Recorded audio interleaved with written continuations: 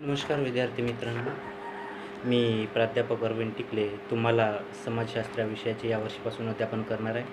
तर विद्यार्थी मित्रांनो, आजच्या या डिजिटल युगाच्या काळामध्ये समाजाचे आणि संस्कृतीचे अध्ययन आणि आकलन करून घेण्याची फार महत्त्वाची गरज आहे. कारण भारतीय समाजातील विविधता, बहुलता, त्याच पद्धतीने भारताचे अंतर्गत सामर्थ्य याविषयी बहुतांश जगातील किंवा आपल्या भारतातील लोकसुद्धा त्यांना याबद्दलची माहिती नसल्याचे आपल्याला दिसून येते. आणि समाजशास्त्राचे विद्यार्थी या नात्याने तुम्हाला पुष्कळदा बघितले असेल, भारतीय असण्याचा अर्थ काय, भारतीय समाजावर प्रभाव पाडणारे घटक कोणते आहेत, भारतीय समाजातील विभाग कोणते आहेत आणि ते कसे जोडले गेलेले आहेत, या डिजिटायलेशनच्या जमान्यामध्ये आपल्या जीवनशैलीवर त्याचा कसा परिणाम झालेला आहे, यासारख्या अनेक गोष्टींचा आपल्याला प्रश्न पडत असतो. त्याच पद्धतीने आपल्या सभोवताल कोणत्या प्रकारचे जीवन आहे, आपल्या सभोवताल कोणत्या पद्धतीचे बदल घडत आहेत आणि या सगळ्यांची माहिती असणे आपल्याला अत्यंत गरजेचे आहे. इयत्ता 11वीमध्ये तुम्ही बघितलेच असाल की भारतातील त्याच पद्धतीने विविध प्रमुख समाजशास्त्रीय संकल्पनांची ओळख तुम्हाला करून देण्यात आलेली आहे. त्याच पद्धतीने आता यावर्षी इयत्ता 12वीमध्ये पाठ्यपुस्तकामध्ये नवीन सिलेबस आलेला आहे आणि त्यामध्ये भारतीय संदर्भामध्ये भारतीय समाजातील विविध सामाजिक समूह, विविध सामाजिक समस्या, भारतातील सामाजिक चळवळी आणि भारतातील सामाजिक परिवर्तन यावर जास्त प्रमाणात भर देण्यात आलेला आहे. आपण केवळ भारतीय समाजातील विविधताच लक्षात घेणार नाही, तर भारतीय समाजातील राष्ट्रीय एकात्मता वाढवून घेण्यासाठी प्रत्येक सांस्कृतिक मूल्यांचे आकलन, समूहांचे आकलन आणि त्यांचा आदर करणे हे सुद्धा आपण शिकणार आहोत. त्याच पद्धतीने या समाजशास्त्राच्या अभ्यासामध्ये आपण सुरुवातीला अभ्यास करीत असताना 11व्या वर्गामध्ये तुम्ही बघितलेच असाल की समाज म्हणजे काय, समाजशास्त्राच्या संकल्पना काय आहेत, समाजशास्त्रातले विविध लेखक कोणते आहेत, समाजशास्त्रज्ञ कोण आहेत, यांची माहिती तुम्हाला 11वीमध्ये झालेलीच आहे. आणि त्याच्यामुळे आपल्याला या इयत्ता 12वीमध्ये आपल्याला भारतीय समाजाचा परिचय आपल्याला शिकायचा आहे. आपल्याला भारतीय समाजाचा परिचय करून घ्यायचा आहे, ते आपल्याला बघायचे आहे त्याच्यामध्ये. तर यावर्षीच्या सिलेबसमध्ये तुम्हाला पहिला युनिट आहे, पहिला घटक आहे भारतीय समाजाचा परिचय.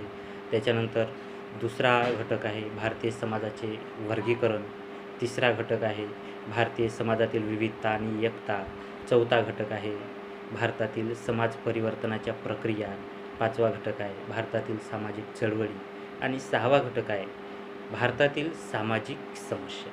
अशा पद्धतीने एकूण 6 घटकांमध्ये तुमच्या यावर्षीच्या अभ्यासक्रमाची विभागणी करण्यात आलेली आहे आणि या घटकांच्या अंतर्गत आपण विस्तृतपणे त्या घटकांचा आपण अभ्यास करणार आहोत. चला तर मग आपण आज पहिल्या घटकाचा परिचय करून घेऊया आणि पहिल्या घटकाचे नाव आहे भारतीय समाजाचा परिचय.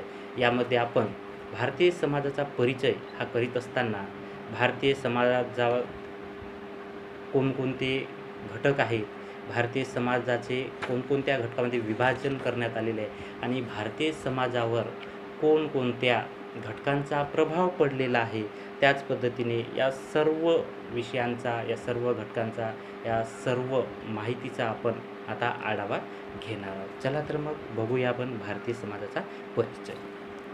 विद्यार्थी मित्र हो, भारतीय समाजाचा परिचय यामध्ये आपण भारतीय समाजाचा परिचय करून घेताना प्राचीन आणि मध्ययुगीन भारत, त्याच्यानंतर दुसरा कालखंड आहे वसाहतकालीन भारत आणि तिसरा कालखंड आहे स्वातंत्र्योत्तर काळातील भारत. तर अशा पद्धतीने या 3 कालखंडाच्या माध्यमातून आपण भारतीय समाजाचा परिचय करून घेणार आहोत.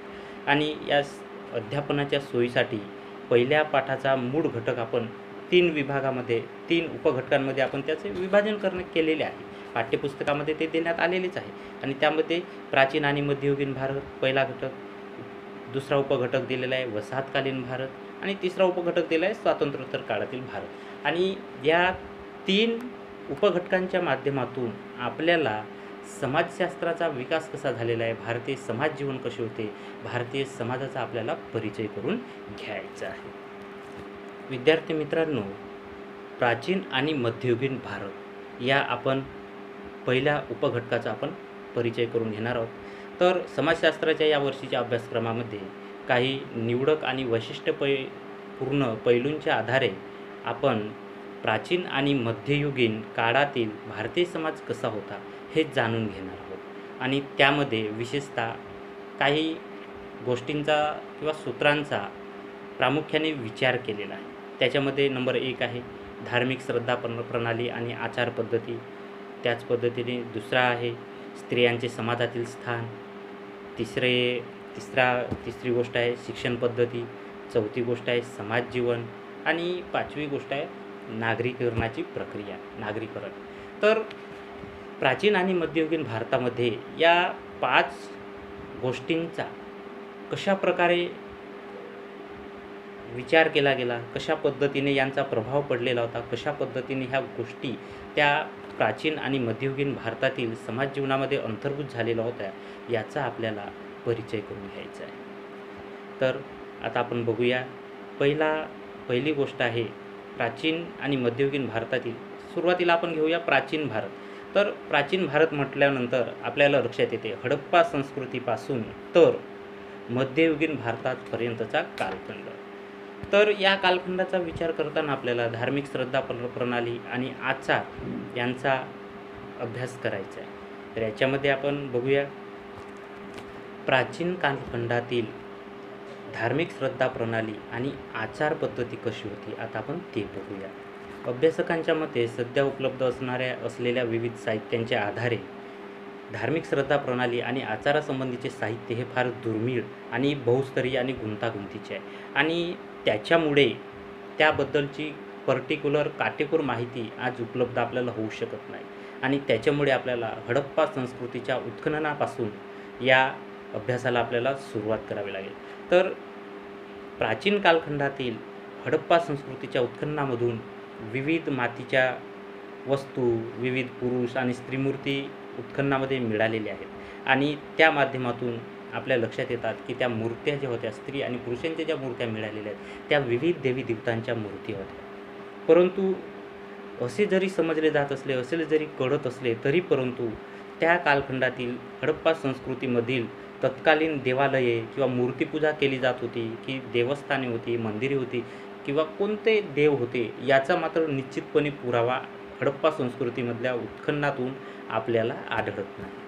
हडप्पा संस्कृतीनंतर वेदकालीन भारत म्हणजेच वैदिक संस्कृती कशाला म्हटलं तर ज्या कालखंडामध्ये आपले वेद निर्माण झालेले होते. जसे हिंदू धर्मग्रंथातील आपण जे वेद म्हणतो, हिंदू धर्मातील ऋग्वेद, अथर्ववेद, यजुर्वेद, सामवेद हे यासारखे वेद. तर या वेदांवर आधारित जी प्रणाली बनलेली होती हिंदू धर्मशास्त्राची, तर त्या कालखंडाला, ज्या कालखंडात वेदांचा उगम झालेला होता त्या कालखंडाला वेदकालीन भारत असे म्हटले जाते. आणि हा कालखंड साधारणतः इसवी सन पूर्व 1500 ते 500 हा कालखंड वेदकालीन भारताचा कालखंड असा समजला जातो.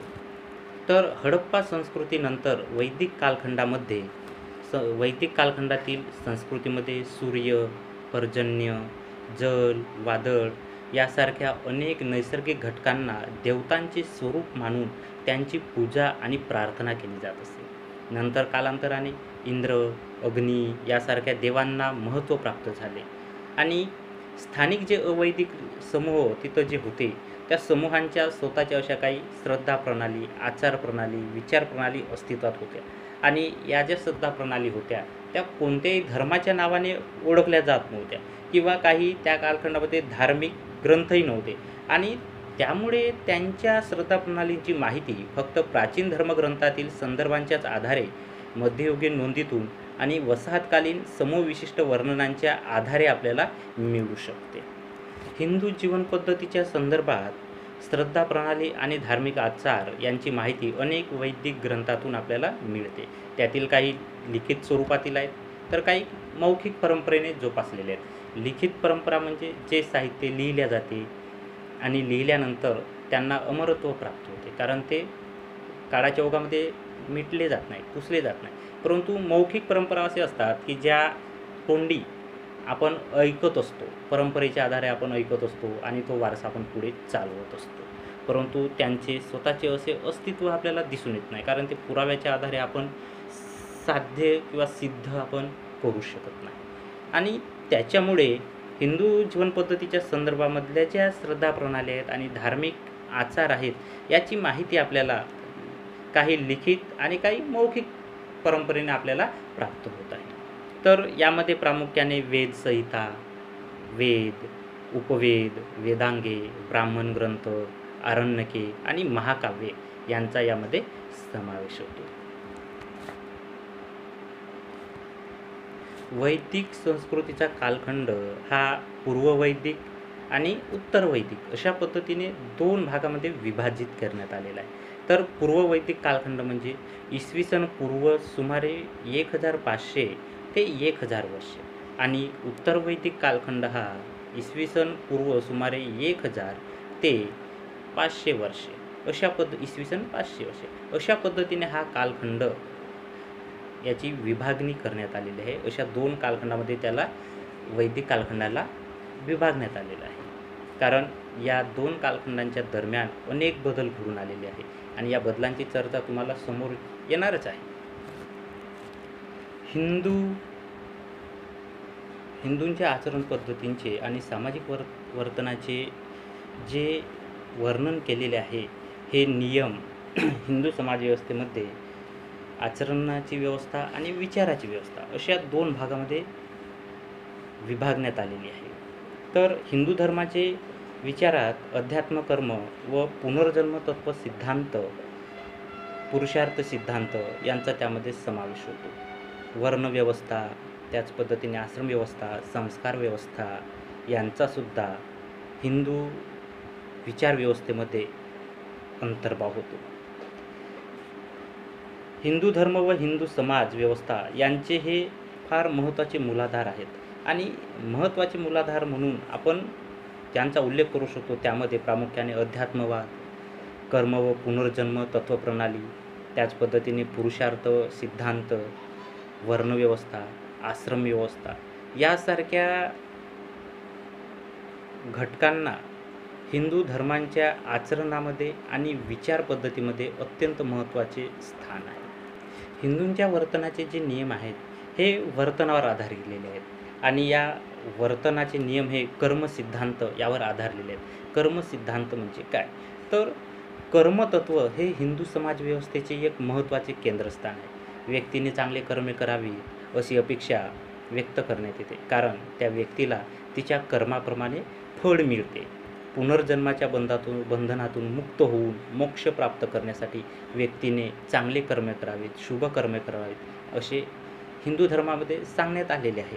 आणि या तत्त्वाच्या परिणामामुळेच भारतीय व्यक्ती ह्या दैववादीसुद्धा बनलेल्या आहेत. दैववादी म्हणजे देवावर विसंबून राहण्याची प्रवृत्ती.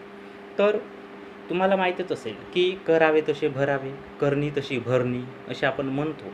तर हे जे करणी तशी भरणी, करावे तसे भरावे हे जे तत्त्व आहेत हे हिंदू विचारसरणीतील कार्यपरंपरेचा हा जो सिद्धांत आहे हिंदूचा, त्यात म्हणजे कर्मसिद्धांत यावर त्या आधारलेल्या ह्या असलेल्या म्हणी आहेत. त्यानुसार व्यक्तीच्या एका जन्मातील कर्मसंचित पुढील जन्माचा आलेख निश्चित करते. जन्ममृत्यूच्या चक्रावर या हिंदू धर्मातील लोकांचा विश्वास असतो. हिंदू धर्मानुसार पुनर्जन्म ही संकल्पना मान्य करण्यात आलेली आहे.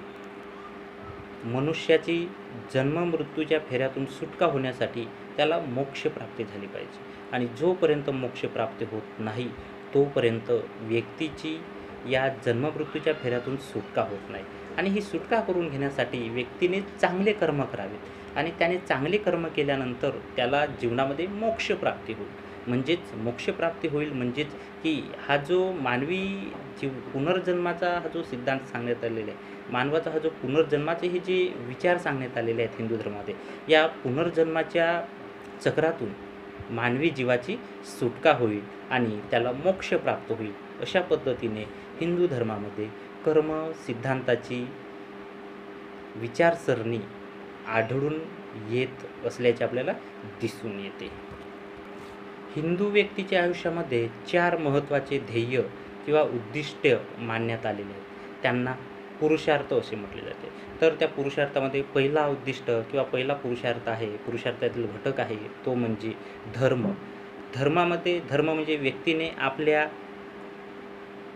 वर्णनाची आणि आपल्या आश्रमाची आपल्या पद्धतीने हिंदू धर्माच्या तत्वानुसार कर्तव्य पार पाडणे, कसल्याही फळाची अपेक्षा न करता निरपेक्ष वृत्तीने, निस्वार्थ वृत्तीने कर्मे करत राहणे, काम करत राहणे, कसल्याही फळाची अपेक्षा न करता आपले काम करत राहणे, अशा पद्धतीने या तत्वाचे पालन करणे म्हणजे धर्माचे पालन करणे हे पहिले तत्व.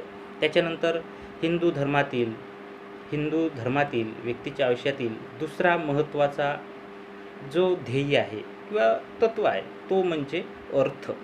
अर्थ म्हणजेच काय, तर अर्थ म्हणजे अर्थार्जन करणे, म्हणजे आपल्या कुटुंबाच्या अडीअडचणी सोडवण्यासाठी, गरजा पूर्ण करण्याकरता, आपल्या कुटुंबाच्या व समाजाच्या भौतिक गरजा पूर्ण करण्यासाठी चांगल्या मार्गाने अर्थ कमावणे, अर्थार्जन करणे, म्हणजे चांगल्या मार्गाने, विहित मार्गाने संपत्ती मिळवणे. चांगल्या मार्गाचा अवलंब करून कसलाही म्हणजे कोणाची लुबाडणूक न करता चांगल्या मार्गाचा अवलंब करून प्रामाणिकपणे आपली संपत्ती कमवणे आणि त्या संपत्तीच्या आधारे आपल्या कुटुंबाचा आणि आपल्या परिवाराचा सांभाळ करणे, याला अर्थ या तत्वामध्ये महत्त्व देण्यात आलेलं आहे. त्याच्यानंतर पुरुषार्थातील तिसरा महत्त्वाचा घटक किंवा तिसरा महत्त्वाचा तत्व म्हणजे काम. तर काम म्हणजे व्यक्तीने धर्म कसल्याही कर्माची अपेक्षा न बाळगता, कसल्याही फळाची अपेक्षा न बाळगता आपले काम तो चांगल्या पद्धतीने करत आहे, प्रामाणिकपणे करत आहे. त्याच पद्धतीने त्याने चांगल्या मार्गाने, चांगल्या प्रामाणिकपणे, चांगल्या वर्तणुकीच्या माध्यमातून त्याने पैसा कमवलेला आहे, आपल्या कुटुंबाच्या गरजा पूर्ण करीत आहे. त्याच्यानंतरचा तिसरा तत्व म्हणजेच काम. तर काम म्हणजे लैंगिक भावना, प्रजोत्पादन यासाठी वैवाहिक जीवनाचा उपभोग केले, म्हणजे चांगल्या पद्धतीने आपल्या जोडीदारासोबत एकनिष्ठ राहून आपल्या कुटुंबाची जबाबदारी पार पाडत असताना प्रजोत्पादन करणे, आपली कामवासनांची पूर्तता करणे, त्यासाठी विवाह या संस्थेच्या माध्यमातून किंवा कुटुंबाच्या माध्यमातून आपल्या विहित मार्गाने, कुटुंबाच्या माध्यमातून चांगल्या नैतिक मार्गाचा अवलंब करून विहित मार्गाने शारीरिक सुखाची आणि आनंदाची प्राप्ती करून घेणे, असे हे काम हे तत्व सांगितलेले आहे. त्याच्यानंतर चौथे तत्व, पुरुषार्थातील चौथे तत्व किंवा उद्दिष्ट आपण त्याला म्हणू शकतो, ते म्हणजे मोक्ष. तर धर्म, अर्थ, काम आणि त्याच्यानंतर ते चौथे तत्व आहे ते म्हणजे मोक्ष. मोक्ष म्हणजेच काय, तर व्यक्तीची त्याने जर चांगले काम केले असेल, त्याने चांगल्या मार्गाचा अवलंब करून धर्माचे पालन केले असेल, अर्थ व्यवस्थितपणे त्याने पैसा गोळा केला असेल, समाजाच्या आणि आपल्या गरजा पूर्तता केल्या असतील प्रामाणिकपणे, म्हणजे या तीनही तत्वांचा त्याने चांगल्या पद्धतीने अवलंब केला असेल, तर चौथे महत्त्वाचे तत्व म्हणजे तो मोक्षाच्या मार्गावर जातो. म्हणजेच काय की मोक्ष म्हणजे जन्म मृत्यूच्या चक्रातून व्यक्तीची सुटका करून घेणे आणि ब्रह्माशी म्हणजे परमात्माशी एकरूप होणे. अशा पद्धतीने हिंदू व्यक्तीच्या आयुष्यामध्ये 4 पुरुषार्थ महत्त्वाचे मानलेले आहेत. त्याच्यामधलं पहिला आहे धर्म, दुसरा आहे अर्थ, तिसरा आहे काम आणि चौथा आहे मोक्ष. जन्ममृत्यूच्या फेऱ्यातून सुटका मिळवण्याचे आयुष्यातील परमोच्च ध्येय म्हणजे हे मोक्षाचे ध्येय आहे. अशा पद्धतीने हिंदू व्यक्तीच्या आयुष्यात 4 पुरुषार्थ अत्यंत महत्त्वाची मानण्यात आलेली आहेत. विविध अभ्यासक आणि विचारवंत समाजशास्त्रज्ञ यांनी मांडलेल्या विचारानुसार सुरुवातीच्या पूर्ववैदिक कालखंडातील समाज हा व्यवसायाधिष्ठित सामाजिक आणि वर्णपद्धतीचा म्हणजे लवचिक असा समाज होता. टाटरपणा त्यामध्ये नव्हती, लवचिकपणा होता. आणि त्यामध्ये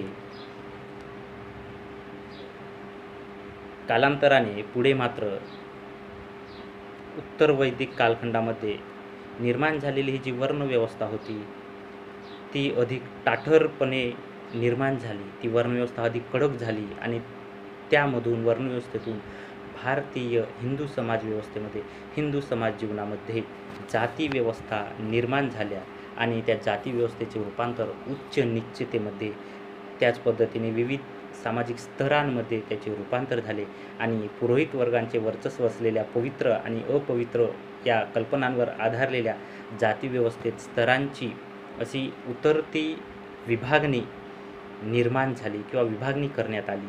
आणि याचा अर्थ असा होत नाही की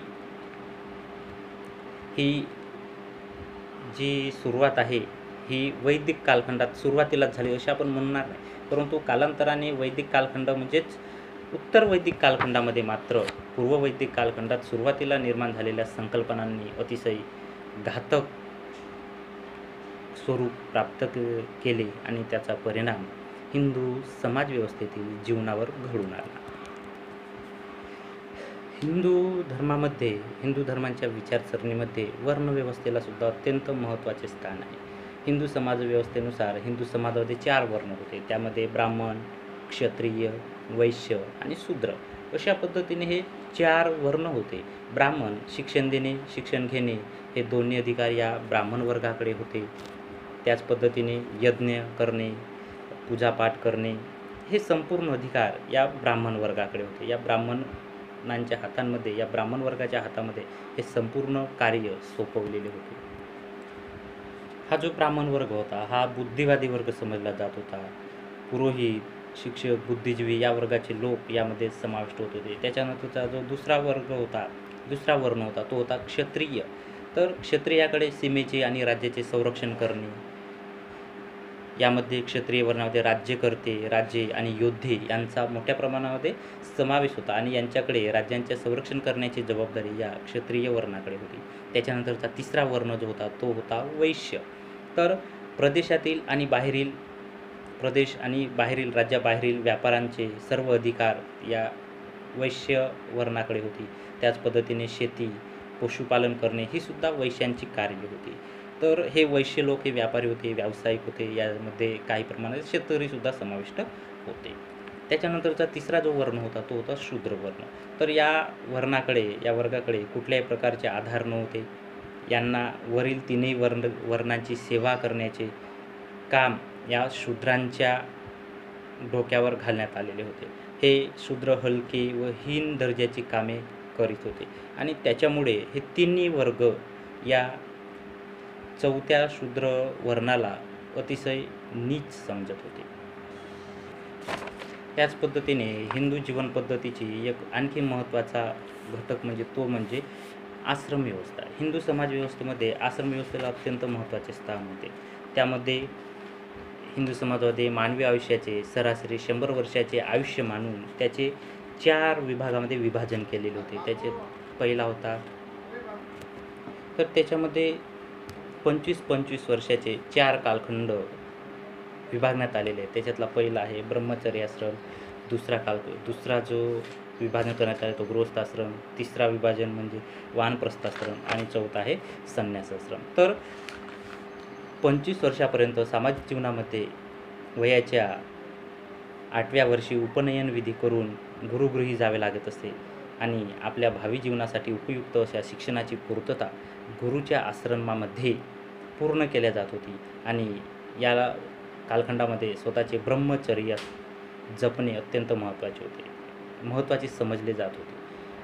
त्याच्यानंतरचा जो दुसरा कालखंड होता तो होता 25 ते 50 या वर्षाचा कालखंड आणि त्या कालखंडाला शिक्षण पूर्ण झाल्यानंतर व्यक्ती हा गृहस्थाश्रमास प्रवेश करत असतो आणि या आश्रमामध्ये धर्म, अर्थ, काम आणि मोक्ष या 4 पुरुषार्थांच्या तत्त्वाची जबाबदारी व्यक्तीवर असते आणि ही जबाबदारी पार पाडल्यानंतर मुलींचे पालनपोषण करून योग्य संस्कार करणे आणि आपल्या सामाजिक गरजा भागवणे, समाजामध्ये आपले योगदान देणे ही जबाबदारी या गृहस्थाश्रमास पार पाडावी लागत असते. त्याच्यानंतर तिसरी आश्रम व्यवस्थाचे विभाजन करीत असताना ते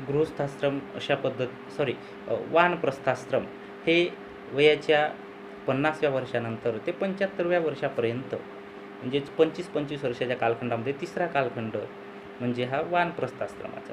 तर याच्यामध्ये कौटुंबिक आणि सामाजिक जबाबदाऱ्यांची पूर्तता झाल्यानंतर विविध जबाबदाऱ्यातून बाहेर पडण्याचा प्रयत्न व्यक्तीने करणे आणि संन्यासाश्रमाची तयारी करावी असे या आश्रमामध्ये नमूद करण्यात आलेले आहे. म्हणजे हळूहळू आपल्या गृहस्थ जीवनातून आपल्या कौटुंबिक जबाबदाऱ्यातून आपला पाय काढता घेणे आणि संन्यासाश्रमाची तयारी करून घेण्याचा कालखंड म्हणजे हा वानप्रस्थाश्रम.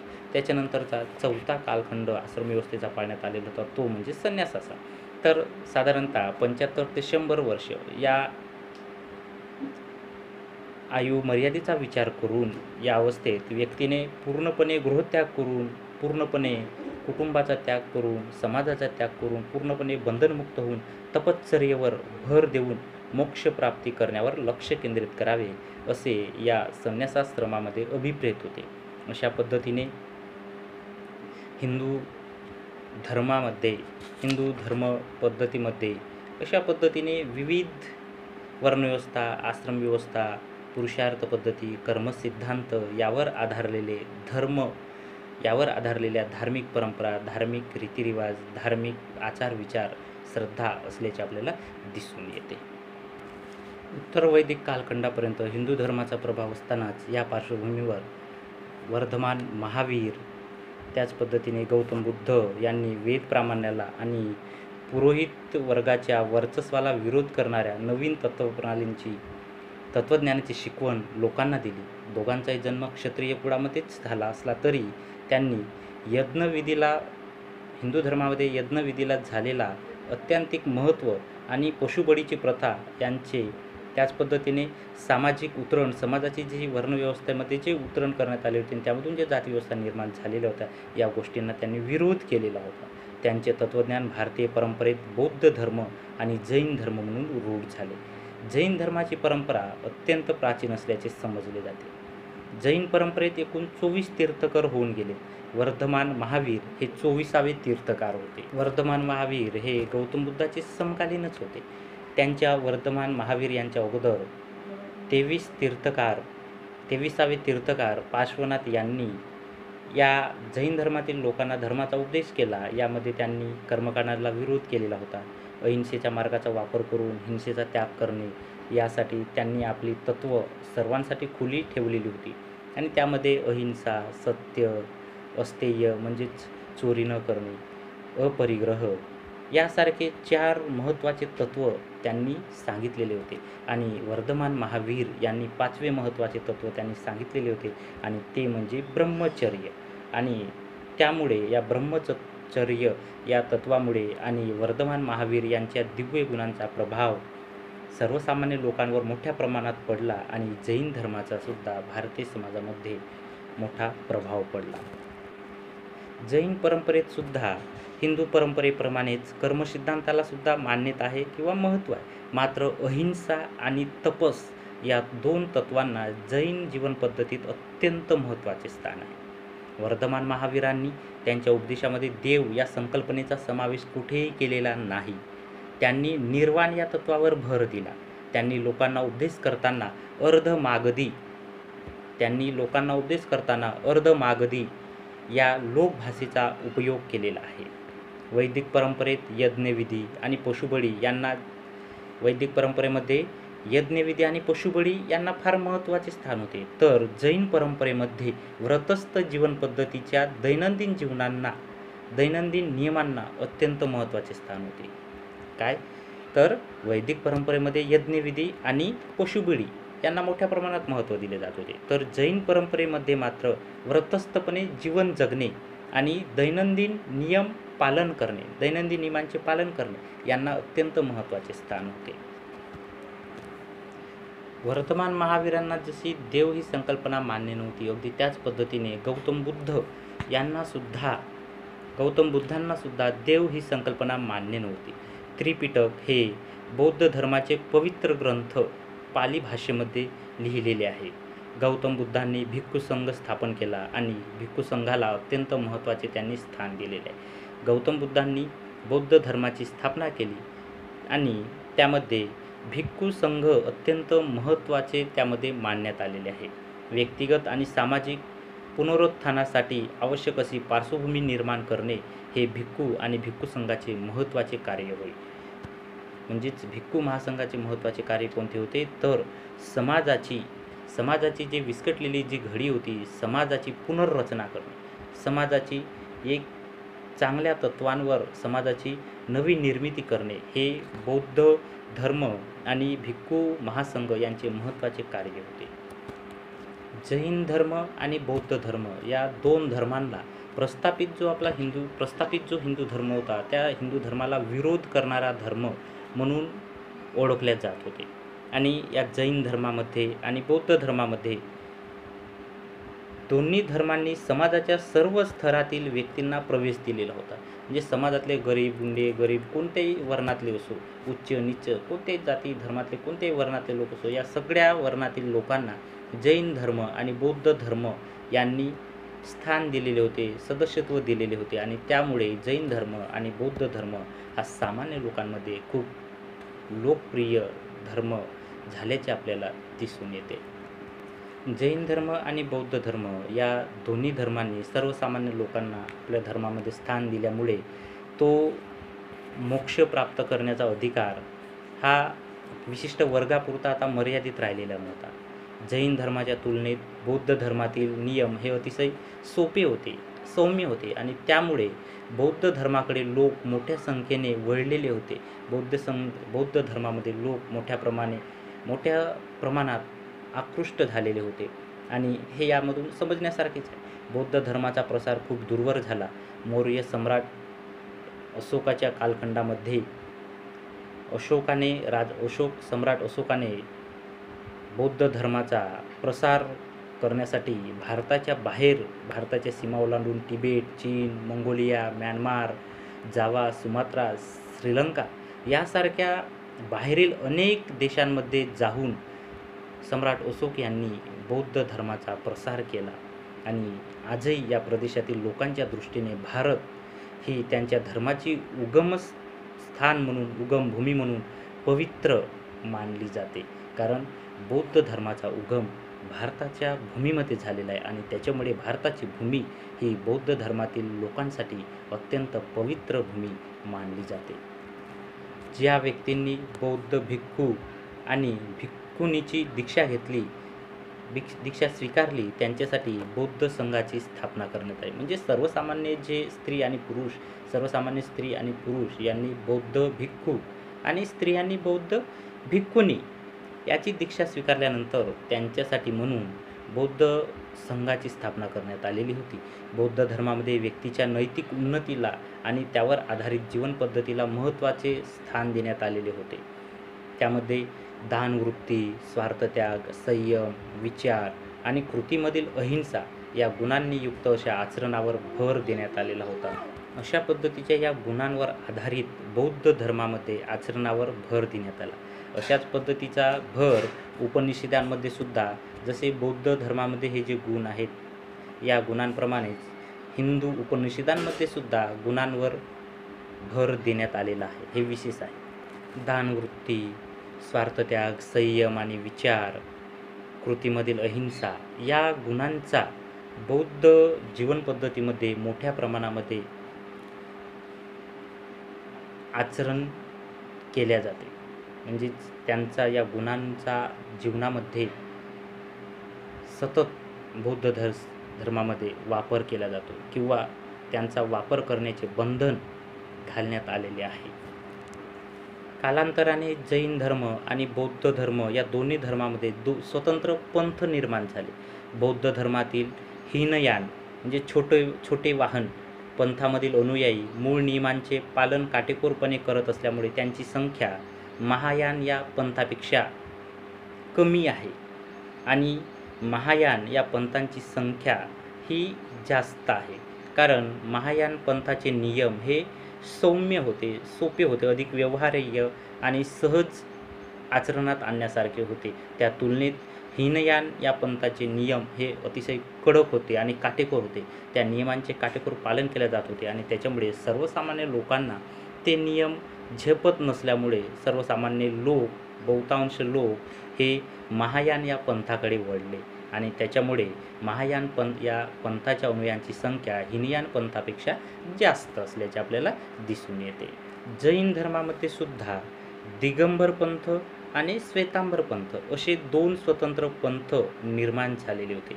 दिगंबर पंथ म्हणजेच काय की आकाश हेच आपले वस्त्र आहे अशा पद्धतीने असे मानणारे जे जैन धर्मातील लोक आहेत, जैन धर्मातील जे सदस्य आहेत त्यांच्या पंथाला दिगंबर पंथ असे म्हणतात आणि ते शरीरावर कसलेही कपडे परिधान करीत नाहीत. कारण त्यांचा आकाश खुला आकाश हेच त्यांचे सर्वात मोठे वस्त्र असते आणि त्याच्यामुळे ते खुलेपणाचा स्वीकार करतात आणि त्यामुळे ते अंगावर कपडे घालत नाही. तो आहे दिगंबर पंथ. त्याच्यानंतर जो त्यांच्यातील दुसरा जो पंथ आहे तो आहे श्वेतांबर पंथ.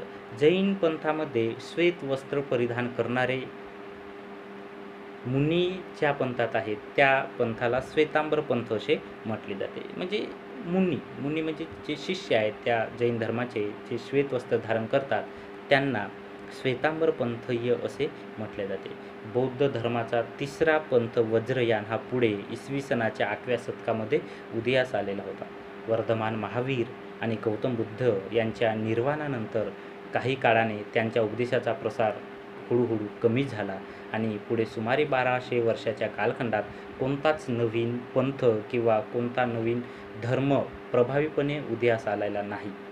इतिहासकार आर. एस. शर्मा यांच्या मते हा कालखंड अनेक घडामोडींमुळे होणाऱ्या सततच्या सामाजिक विघटनाचा आणि विकेंद्रीकरणाचा होता. अशा पद्धतीने आतापर्यंत आपण प्राचीन कालखंडातील धार्मिक आचार आणि श्रद्धा प्रणालींची आपण माहिती बघितलेली आहे. पुढील व्हिडिओमध्ये आपण बघूया मध्ययुगीन कालखंडातील प्राचीन धार्मिक आचार आणि श्रद्धा प्रणालींची माहिती आपण पुढील व्हिडिओमध्ये बघूया. नमस्कार.